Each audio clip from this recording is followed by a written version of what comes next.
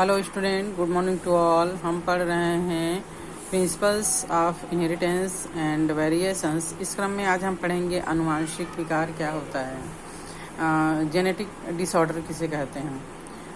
Mendel ने जो भी प्रयोग किए थे या बाद के वैज्ञानिकों ने जो अनुवांशिकी को आधार लेकर प्रयोग किए थे, उन्होंने मटर के पौधे या अन्य पौधों पर किया था, जो कि पॉसिबल था। मटर का पौधा जो है वो कुछ ही महीनों में अपना परिणाम दे देता है, या बाकी पौधों पर भी किया जाए तो इसका परिणाम हमको जल्दी प्राप्त हो जाता है।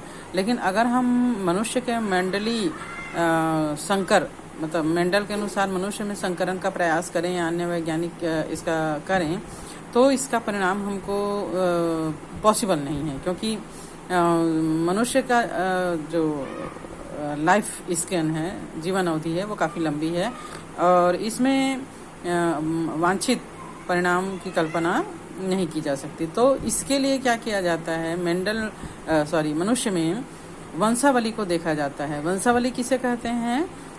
एक व्यक्ति है, उसके कितने बच्चे हैं, फिर उनके बच्चों के कितने बच्चे हैं, फिर उनके बच्चों के कितने बच्चे हैं, फिर उनके बच्चों के कितने बच्चे हैं। ये ऐसा एक वंशावली का ट्री बनता है, जिसमें किसी व्यक्ति को मतलब मेल को या फीमेल को किसी प्रकार का रोग तो नहीं था।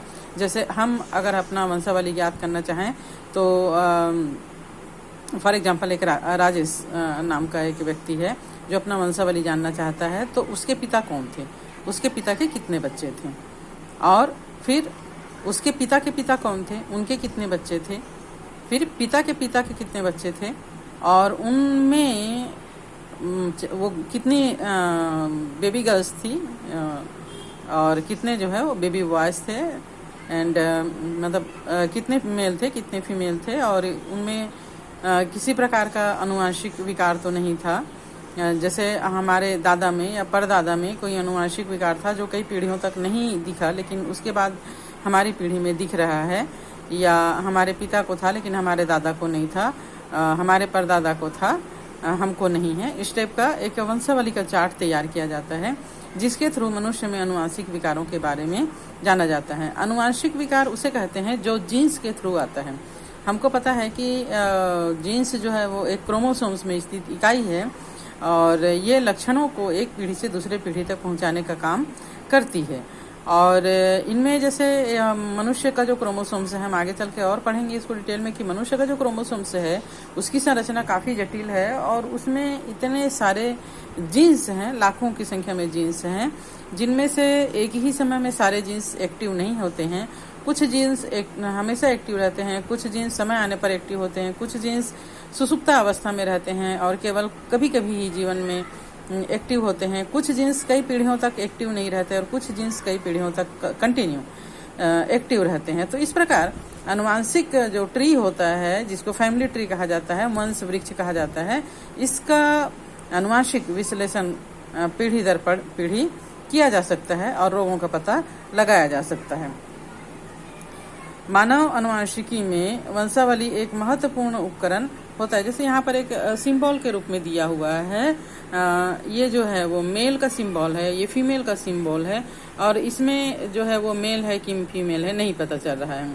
इसमें जो ब्लू कलर है वो स्वस्थ है, और जो रेड कलर है वो जो है वो उनमें किसी भी प्रकार का विकार है ना। मेल और फीमेल, स्वस्थ मेल और फीमेल में रिप्रोडक्शन की क्रिया हो रही है। यहाँ पर मेल और फीमेल, इनमें रिश्तेदारों के बीच में डबल अगर इसमें लाइन है, इसका मतलब कि रिश्तेदारों के बीच में, यानी कि वंश वृक्ष का ही कोई शाखा है जिनके बीच में रिप्रोडक्शन हो रहा है।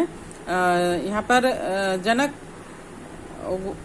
ऊपर तथा संतति नीचे, बाएं से दाएं जन्म के अनुसार यहाँ पर जो है वो इनके दो चाइल्ड हैं, जो इनमें एक फीमेल और एक मेल है ना। और यहाँ पर ये स्वस्थ हैं, पर यहाँ पर मेल चाइल्ड जो है वो अस्वस्थ है, और इसमें बताया नहीं गया है कि मेल है कि फीमेल है, ये प्रभावहीन है।